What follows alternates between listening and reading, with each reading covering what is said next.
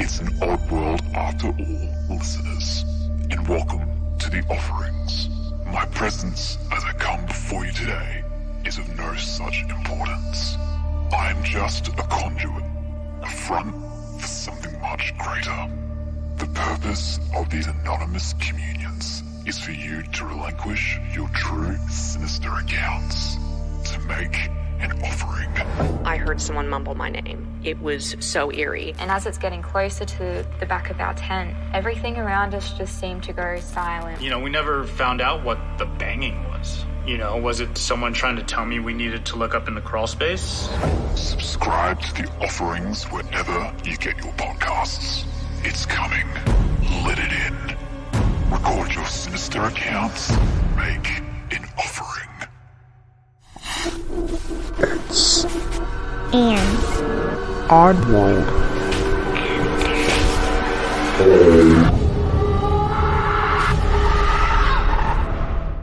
Hey oddballs, I'm your host Jensen, and welcome to episode 51.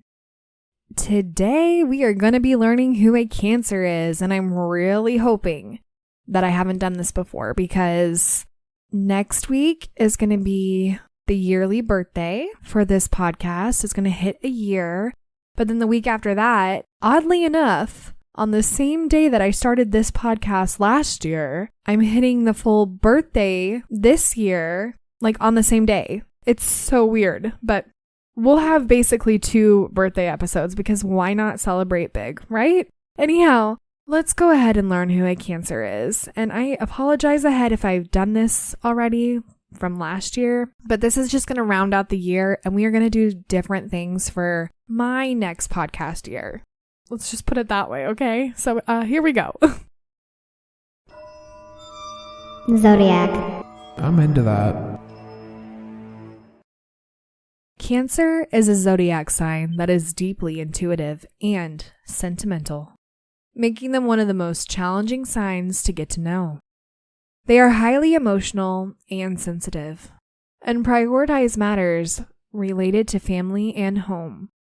Those born with their sun in Cancer are very loyal and empathetic to pain and suffering of others.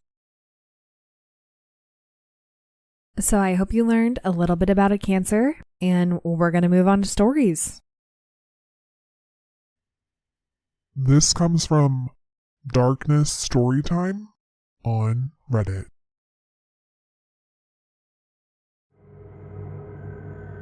I wanted to share my experience that I've had with something rather strange. Only a few people know about this incident, but I felt like I needed to get this out there. So here you go. Before I start, I would like to give you context on the layout of the apartment where I used to live. It was a 3-floor apartment building in which my family and I lived on the 2nd floor. Now, once you get into the apartment, there was a little walkway. You go through the front door, and to the right, there's a closet, which couldn't have been any more than 3 feet away from the entrance. You look to your left, and it was a little walkway that couldn't have been any more than 4 feet. You pass the threshold, and immediately you're within the middle of the living room and the dining room. This will be important later in the story. Now, this was back in early summer of '96 on a Saturday night. I was 15 at the time, and I was in the living room with my aunt, who was sleeping on the couch while I was laying down and watching television. It was 12:38 a.m. I remember the time because while I was flicking through channels, the time was displayed on the top right side of the screen. It was dark with the only light emanating from the TV. I just so happened to find something interesting to watch when I suddenly felt a sense of dread. I tried to shake it off, but it just stayed in the pit of my stomach. Minutes after, something told me to look in the direction of the small walkway where the entrance of the apartment is. It was almost as if something forced me to look that way. You know, if you were in class and you were just sitting there minding your business and you feel like eyes are on you, then you so happen to turn in the direction to the person staring at you. It was sort of like that. Once I looked, I immediately noticed that there was a tall, dark figure, over 6 feet, staring at me from the shadows. The man was blacker than the shadows that stood within. I mean, jet black. I did a double take and then squinted under the expression that maybe I was seeing things, but he was standing there, watching me. It was like once he noticed me noticing him, he was satisfied. He slowly turned around and walked passing the entrance to the apartment, going straight through the closet. I was utterly shocked, as well as terrified when I noticed this. My 15-year-old brain couldn't wrap around what I just witnessed. I sat there still staring at that direction and trying to process the whole ordeal.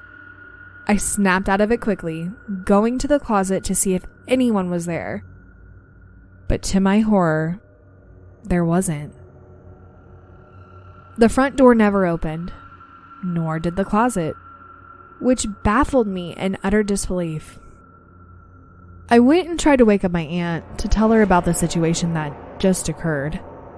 My aunt, groggy from being awakened from her dead sleep, said, "T, you watched too many scary movies. It wasn't real. Now go back to sleep." But I assure you, it was absolutely real. The scariest thing of all is that it almost felt like time stopped. Like an outer body experience. I felt like I was stuck in limbo somewhere. It was like being present in 2 different realities at the same time. I've had other strange things happen to me, but this one, however, was by far the scariest encounter that I have ever had.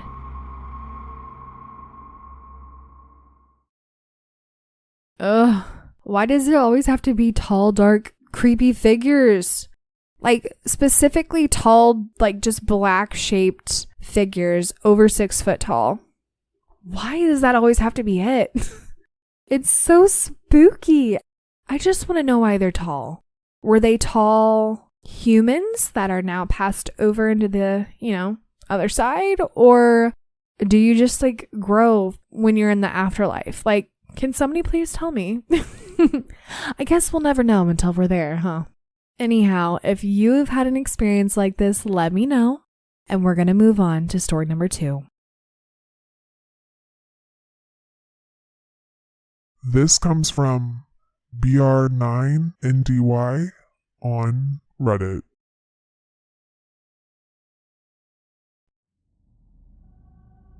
I have a question/story for anyone who can tell me what I saw as a kid.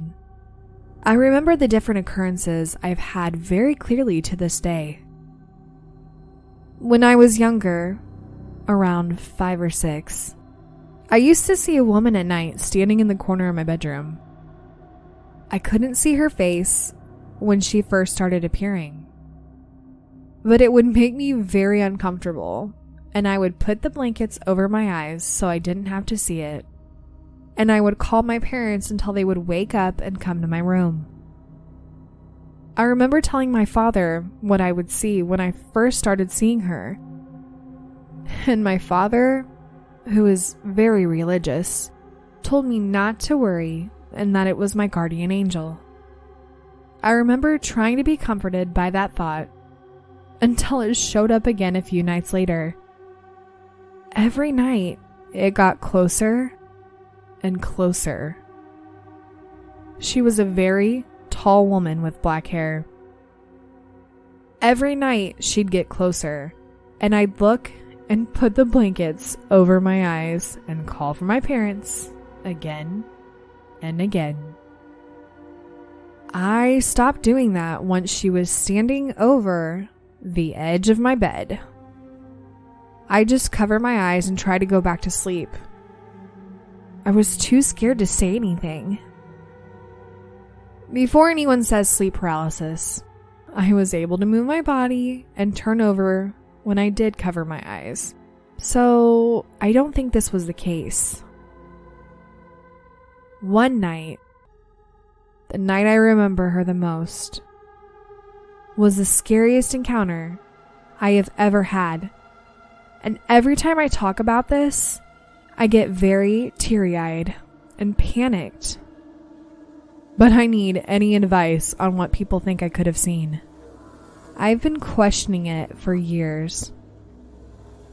But this night, when I woke up, I didn't see her at the end of my bed.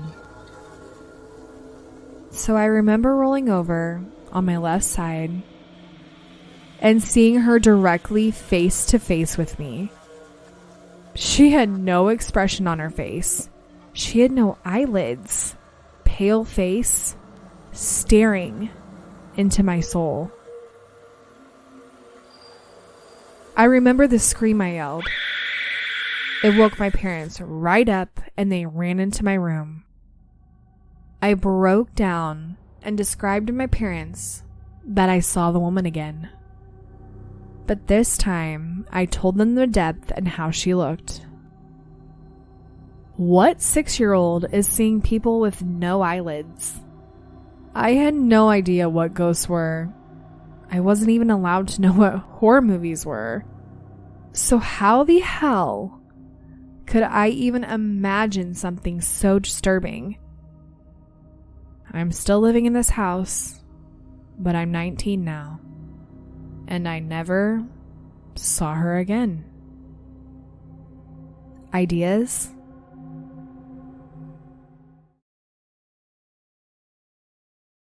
I'm sorry, no eyelids? As a 5 or 6-year-old, are you freaking kidding me right now? That is horrifying. But the fact that it only happened when you were that age and now you're 19 and you haven't seen it since, I have no idea. It kind of just makes you wonder if because you were 5 or 6, I mean, you're a child, and typically children see spirits easier. And I think that's really rude of this ghost to present herself to you, especially with no eyelids. Are you freaking kidding me? Like, no, thank you. It just makes me wonder if because you were so young that they took advantage of that and they were like, we're gonna scare this little kid. And they did the job. It could have just been like a mean ghost in all reality. Who knows? Maybe they're not there anymore. Maybe it was just like that was a one-time thing and now it's done. I mean, it is terrifying sounding and I hate that happened to you because that's horrid. But I'm glad you haven't seen it since, and I hope you never do again. But have any of you seen anything like this? Have heard anything like this? Do you have any ideas? Because gross. Just freaking gross. I mean, for all we know, maybe it was a spirit who was trying to reach out and something horrible happened to them. Who knows? I don't know. Ideas are welcome. But anyhow, I hope you enjoyed today's episode. And well, it's an odd world after all. Oddballs, go follow us on It's an Odd World After All podcast on Instagram and Facebook. Also, give us a 5-star review on Apple Podcasts. If you have a story you would like to share, email us at itsanOddWorldAfterAll@gmail.com or message us on one of our social platforms. Don't forget to share us with your family and friends. And check out our website, itsanOddWorldAfterAll.com.